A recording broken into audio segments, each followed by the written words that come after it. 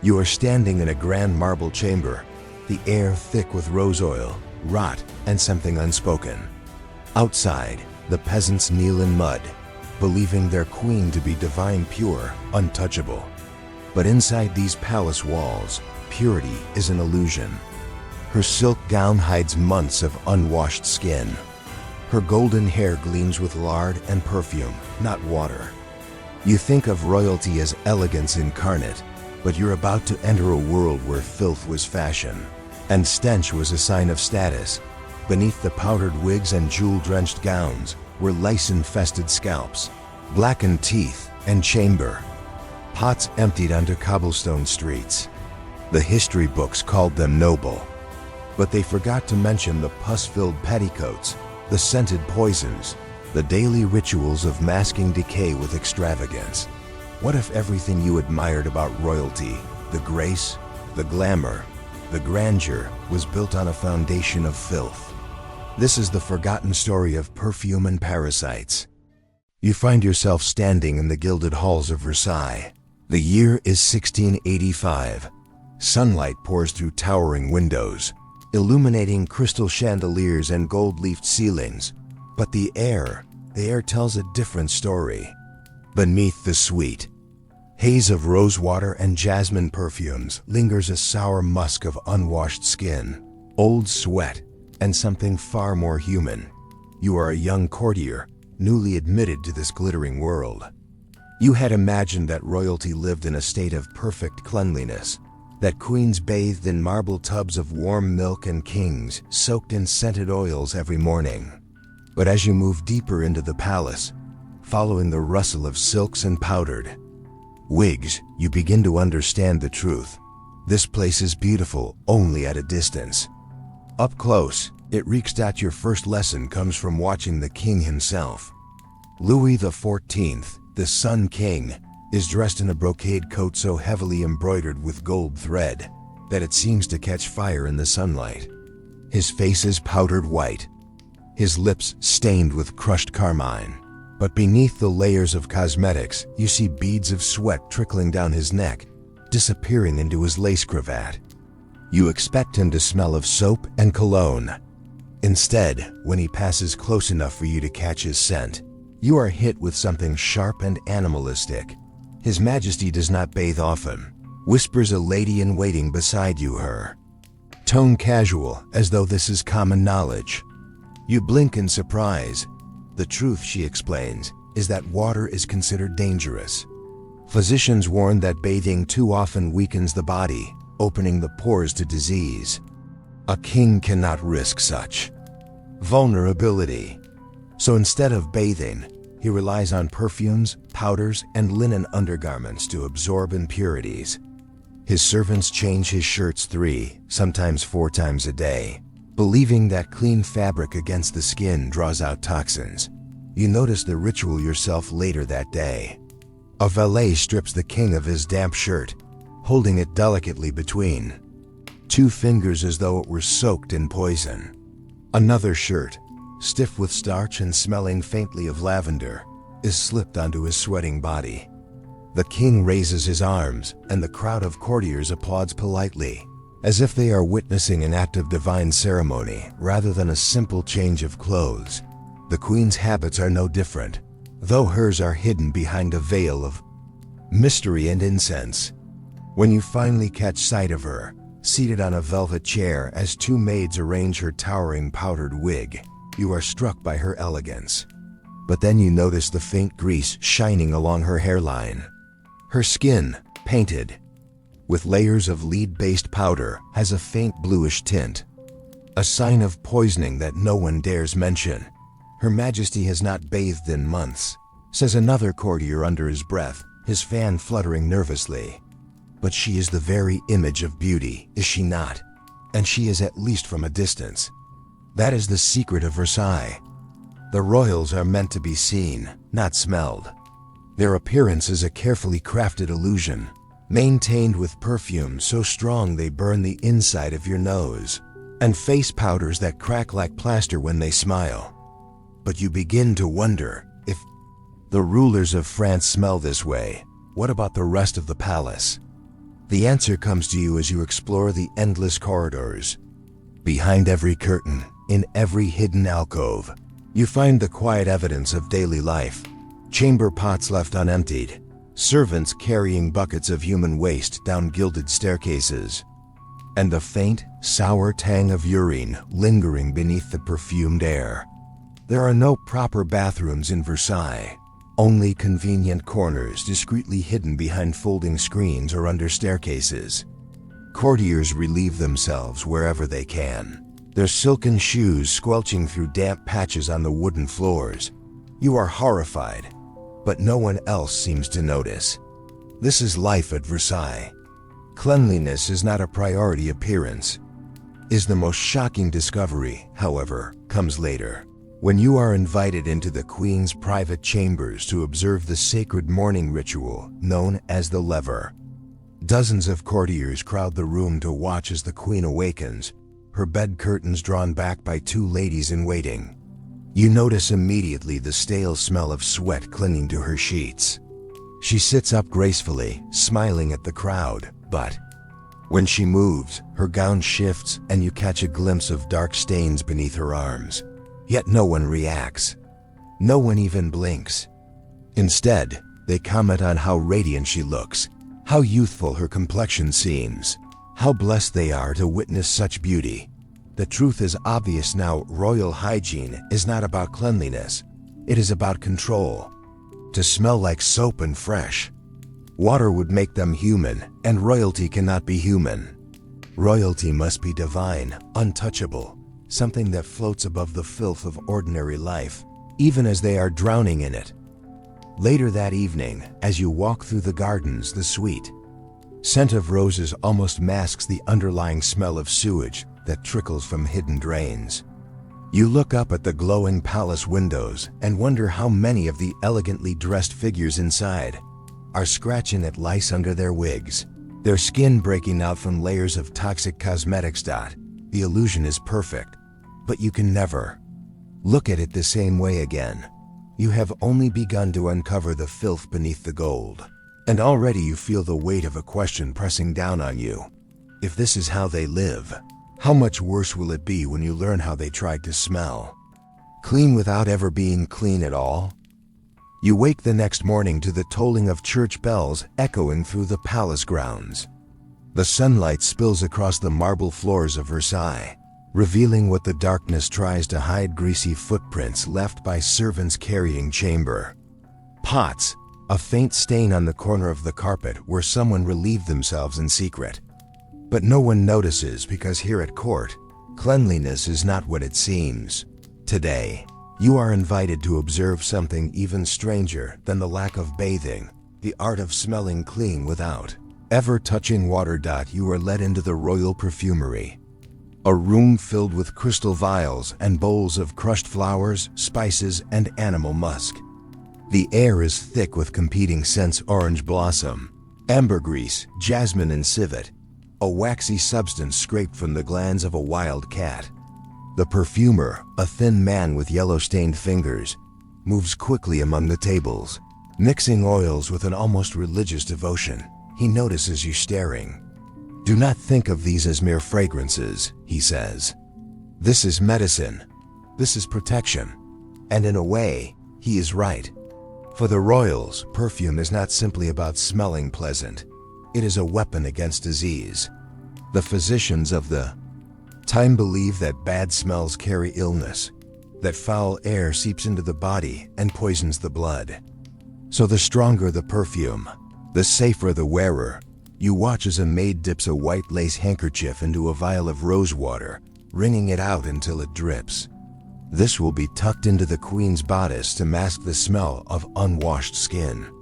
Another servant rubs a paste of violet powder and lard into her hairline, both to perfume her scalp and to glue down the stray lice that crawl out from beneath her wig. Lice. The word alone makes your stomach twist. But soon you learn that this is not a rare occurrence.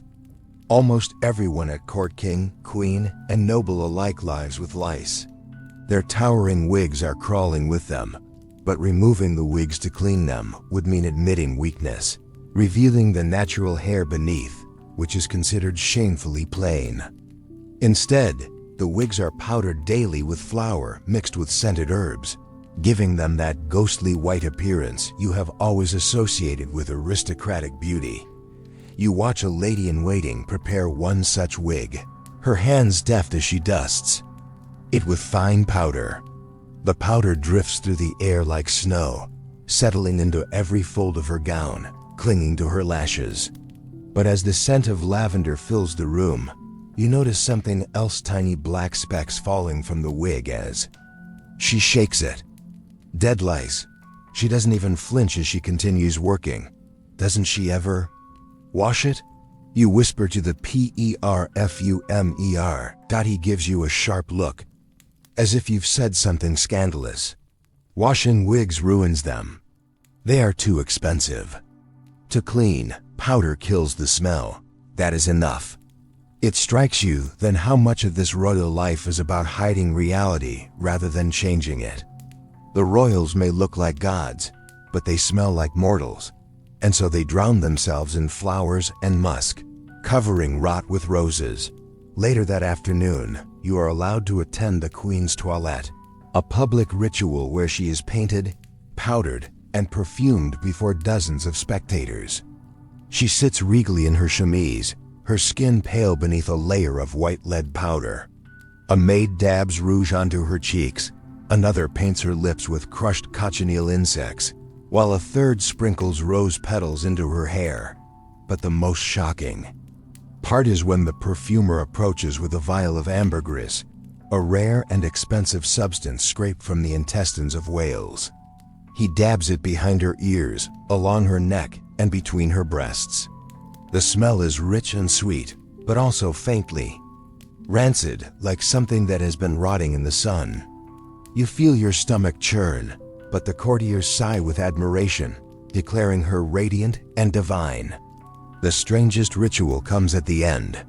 The queen lifts her chemise slightly as a maid rubs a thick paste of violet-scented pomade along her thighs and under her arms.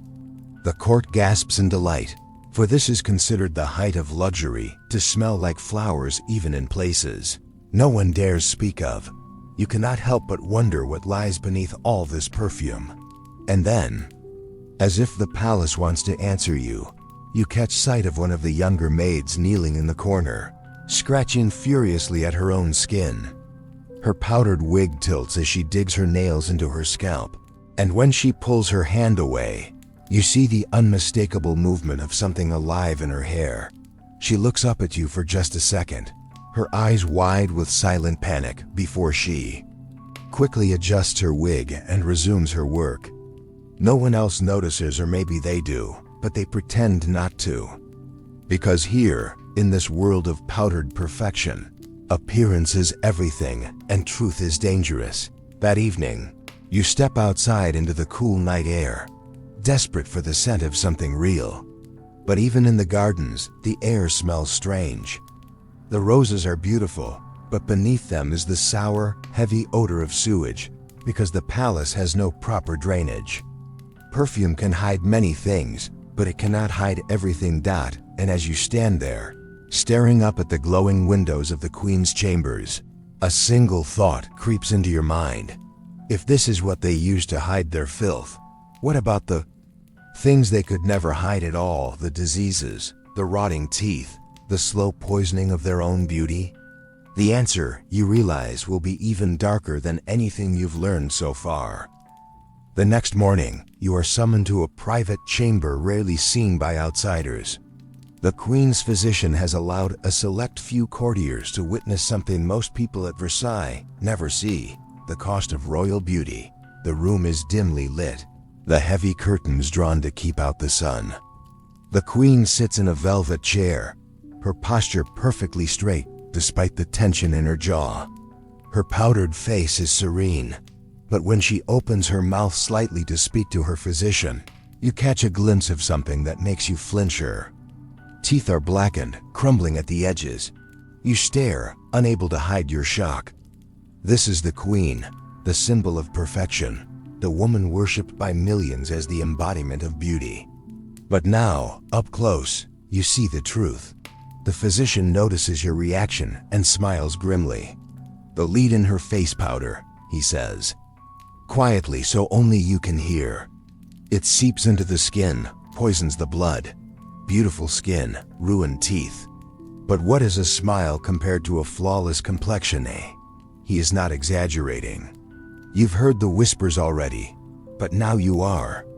Seeing it with your own eyes, royal women willingly poisoned themselves in the name of beauty. The white lead and vinegar paste they used daily to achieve that ghostly pale complexion slowly destroyed their skin, causing ulcers, hair loss, and eventually death. The queen's hands, once hidden beneath silk gloves, are now bare as the physician examines them. Her fingers are delicate, but her nails are yellowing, brittle, the skin around them flaking. Yet tomorrow she will appear before the court glowing with powder, her hair piled high and perfumed, smiling as if none of this exists. And she is not alone. That afternoon, you pass through the ladies' salon, where noblewomen sit gossiping as their maids reapply cosmetics. One young duchess laughs too loudly, revealing teeth so decayed they are barely more than stubs. Another scratches at her arms, leaving faint red streaks across her powdered skin. When she notices you staring, she quickly hides her hands under her skirts, but not before you glimpse the sores spreading along her wrists. These women are rotting beneath their silk gowns, and yet they continue the rituals because stopping would mean more than losing their beauty. It would mean losing status. Later, that evening, you are invited to dine with a group of courtiers, and here you learn yet another shocking truth. At the grand table, beneath the glittering chandeliers, the air smells of roasted meat, wine, and something worse. As the king speaks, laughing loudly at a joke, you catch a whiff of his breath, so foul it makes you recoil. The man sitting beside you notices and leans closer. "Most of the noble's teeth are falling out," he whispers. "Too much sugar, too little cleaning. And brushing? Ha! The physicians warn against it. They say it damages the gums. Instead, they rinse with wine or rub their teeth with burnt bread." You glance around the table, and suddenly you see it everywhere. Gums inflamed and red, gaps where teeth used to be, black spots at the base of otherwise polished smiles. Yet they continue to drink goblets of sweetened wine, nibble candied fruits, and laugh as if nothing is wrong.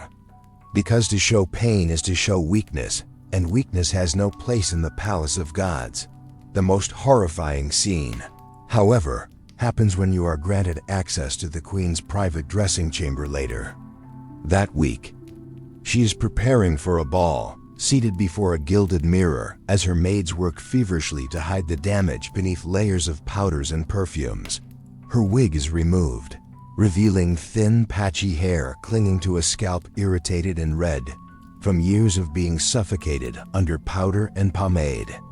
One of the maids carefully combs through it, pulling out clumps that fall silently to the floor. But the queen does not react. Her face remains calm, almost bored, as if this is simply another part of life. Next, they begin applying her makeup thick. Layers of white paste spread carefully across her face, hiding the sores along her jawline.